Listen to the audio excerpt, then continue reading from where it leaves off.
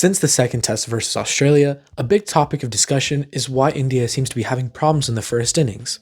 I brought up some data so we can see what's really going on and what can be done to fix it. So just for context, India hasn't scored 300 runs in the first innings since the first test versus Bangladesh in September of this year.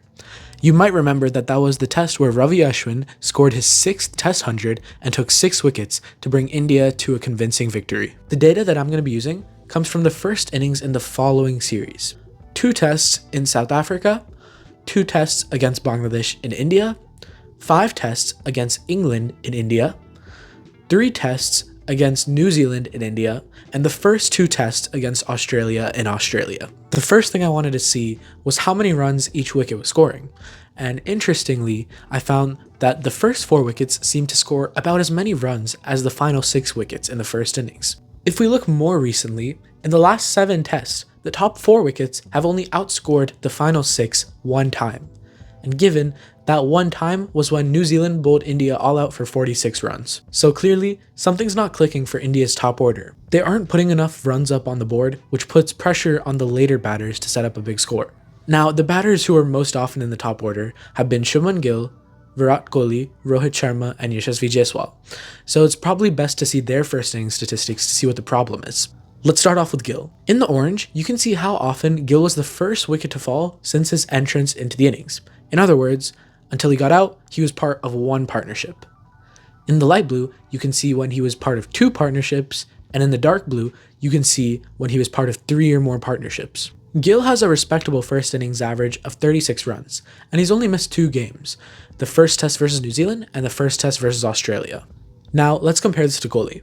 You can see that the orange takes up a lot more space, meaning that more often than not, he is the first wicket to fall in a partnership, with over 70% of his first innings ending with him being the first wicket. He's averaged only 17.1 in the first innings, and of the 4 batters, he's played the least amount of games, as he missed all 5 matches in the England Test series. Rohit Sharma has similar numbers to Kohli, with over 75% of his innings ending in just 1 partnership. He also has the lowest portion of innings with 3 or more partnerships. Now, when we look at Jaiswal, we can see his distribution is far more even than that of the other batters. He has the lowest portion of 1 partnership innings and the highest portion of 3 or more partnership innings. His first innings average of 46.2 is also the highest among the 4 batters, and he has played every test in the last 5 series.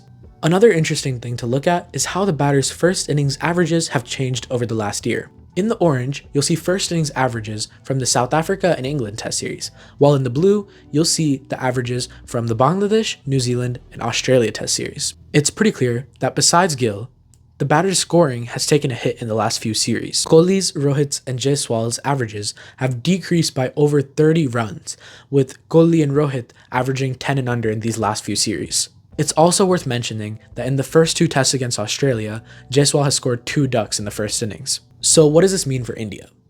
You want your top order batters to be dependable so that the lower order batters aren't relied on to score a bulk of the runs. We can see that the reliability of the top order varies a lot among the batters. More consistency from India's senior players will allow the others to play freely, aggressively, and set up bigger totals. The last thing you want is to have a low first innings total and play catch up for the rest of the game. Hopefully, the team can fix this before the next test. But before that, we'll just have to wait and see what happens. Thanks for watching.